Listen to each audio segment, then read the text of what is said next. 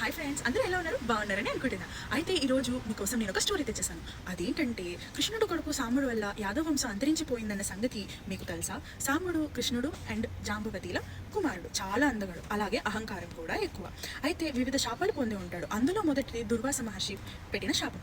అదేంటంటే దుర్వాస మహర్షి ఒకరోజు తపస్సు చేస్తున్న సమయంలో సాంబుడు అతన్ని అవమానిస్తాడు. ఇంకా మన దుర్వాస మహర్షి సంగతి మనకి తెలిసిందే కదా, చాలా కోపం ఎక్కువ. ఆ కోపంలో సాంబుడికి కుష్ఠరోగం వస్తుందని శపిస్తాడు. ఇంకా ఆ శాపం ఎలాగైనా పోగొట్టుకోవాలని చెప్పేసి సాంబుడు సూర్య భగవానుడిని ప్రార్థిస్తాడు.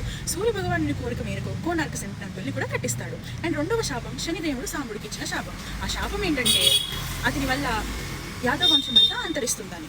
ఇంకా కొన్ని రోజుల తర్వాత అతని అహంకారం వల్ల చాలా మంది ఋషులను మునులను అతను ఆట పట్టిస్తాడు. ఇంకా ఆట పట్టించడం కారణం వల్ల యాదవ వంశం అంతా నశిస్తుంది. పొరపాట్లు చేస్తే దేవుడి కొడుకైనా అంతే. ఇంకా మనం ఎంత? ఇలాంటి మరిన్ని స్టోరీస్ కోసం లైక్ అండ్ సబ్స్క్రైబ్.